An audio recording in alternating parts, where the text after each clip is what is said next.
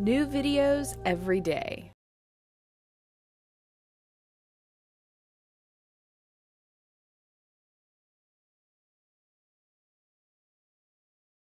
Well, let's talk a little bit about cancer, because there is a lot of mystery about it. We've been at war with cancer in a sense since back President Nixon time, and in some ways we're not winning. There are still, in a sense, just as many cases. The statistics actually are a little bit hard to interpret, because even though we show there's a little more survival, what's happening is we're actually picking up cancer a little bit earlier. We're showing that people are living longer, but really if you look at the data, we aren't getting anywhere. In fact, many of the treatments that are out there for cancer are not doing any good, and perhaps causing just as much harm as the original cancer problem. So maybe we have to rethink things a little bit. But I want to discuss cancer a little bit. What is cancer?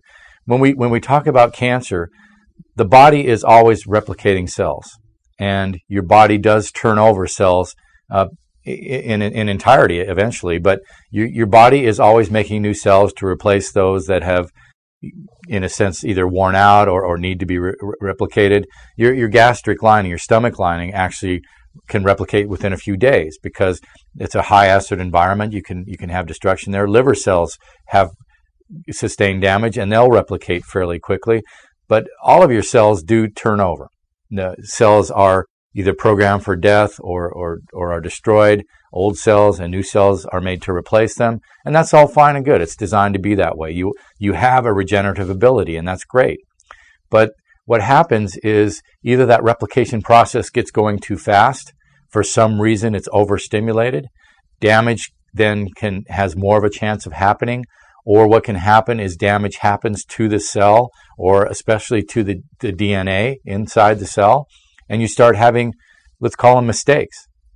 And those mistakes are what we call cancer. You can have unrestricted growth where it should have been recognized and stopped. You can have cells that are misshapen or not able to function correctly, and we call it cancer. And it is life-threatening if it's not unchecked. So what we have to do is realize that there is a mechanism here, and what can we do to help it? It's interesting that we have worked with several cancer patients in the clinic, and what we find is that those patients that come in, either they've been diagnosed with cancer and we're working along with the oncologist, or we discover that there may be a situation where we have cancer developing. And a lot of times we find that if we get the body functioning better, that we can have a spontaneous remission. It's something that happens more often than not, actually. If you look, you can talk to oncologists about this. Many times they find that they're about to treat a cancer, and it just begins to disappear on its own, so to speak. But what honestly happens, in my opinion, is the same thing that has happened to several patients we've worked with. Once people are told that they have a possible cancer or have been even diagnosed with cancer, many of them get very serious about their health. In fact, those are the ones that end up coming to us many times. They've been told that they have a diagnosis of cancer. The oncologist is setting them up for some kind of treatment. And it's fortunate or unfortunate that the tools the oncologist has to use are either surgery, cut out the problem, the tumor, the growth, whatever, or they can do chemotherapy, which chemotherapy is just use of medications.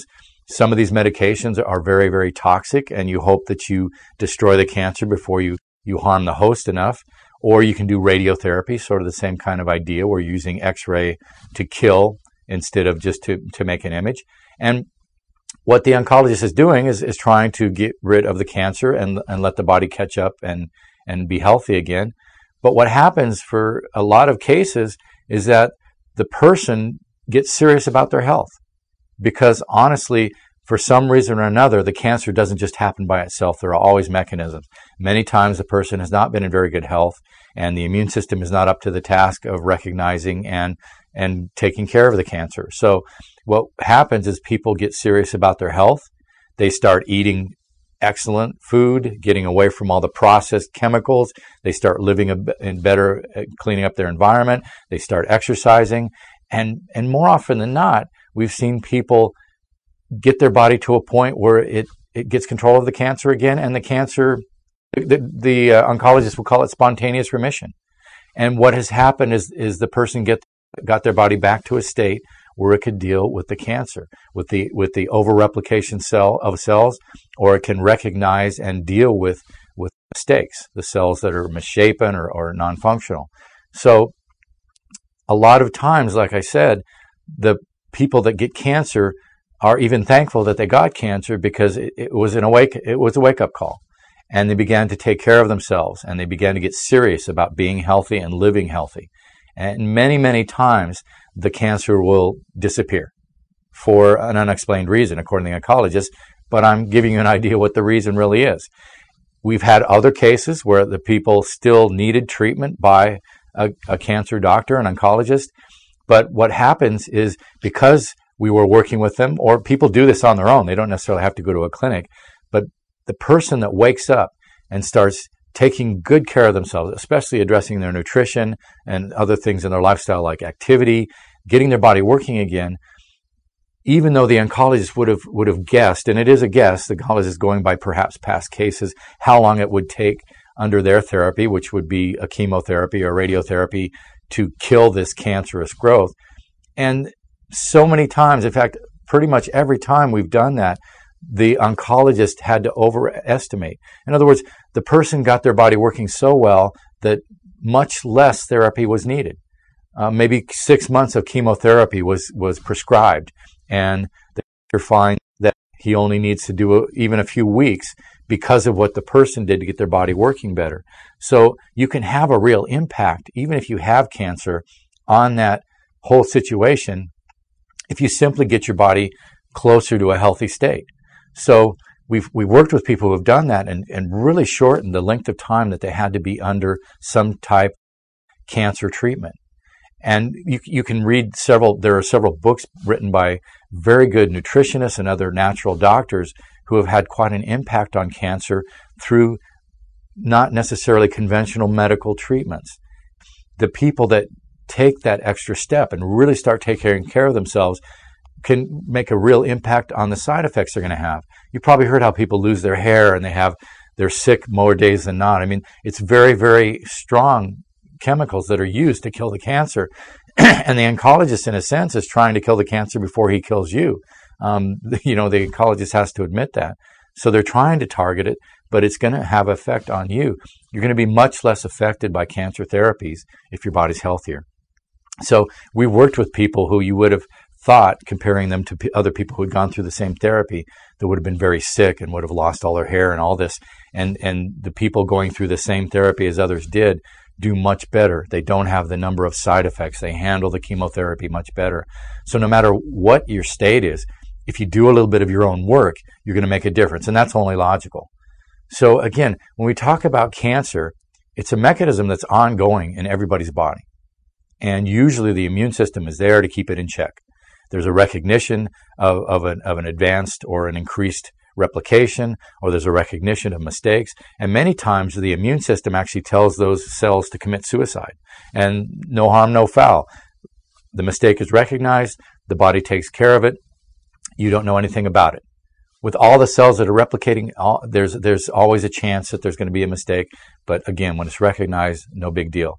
And as long as you can have control over the increased replication or the mistake, which your immune system is supposed to do and normally does do every day of your life, then again, no problem.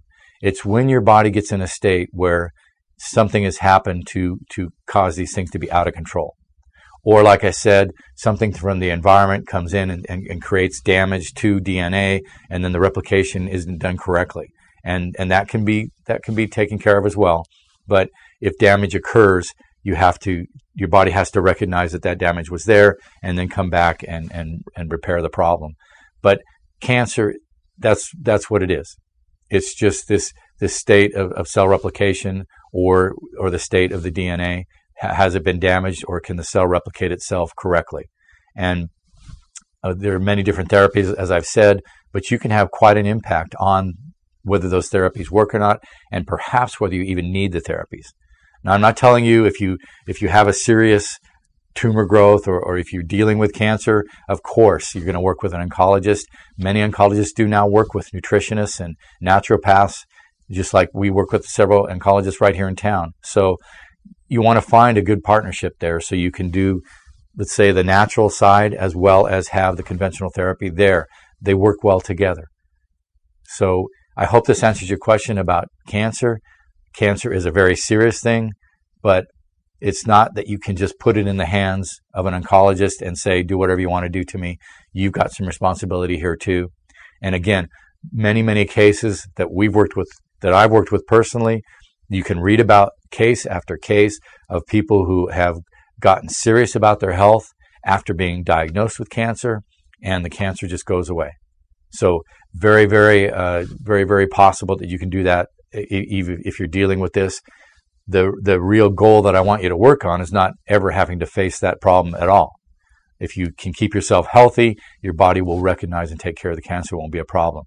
And it's exciting that now, instead of such serious drugs that are very, very toxic to the body, it is being explored to use things like vitamin C.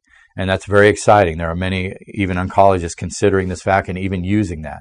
High-dose vitamin C and even some vitamin A. There are nutrients that at high dose can help your body step up and take care of the cancer. So that's kind of some of the exciting new science that's out there, coming close to being used in conventional medicine. So it's exciting that perhaps we can find ways to do therapy that aren't going to require people to undergo toxic chemicals or radiotherapy where it can be dangerous to the person's health, because sometimes the therapies, like I said, cause problems of their own. But again, I hope that gives you a little bit of idea of cancer.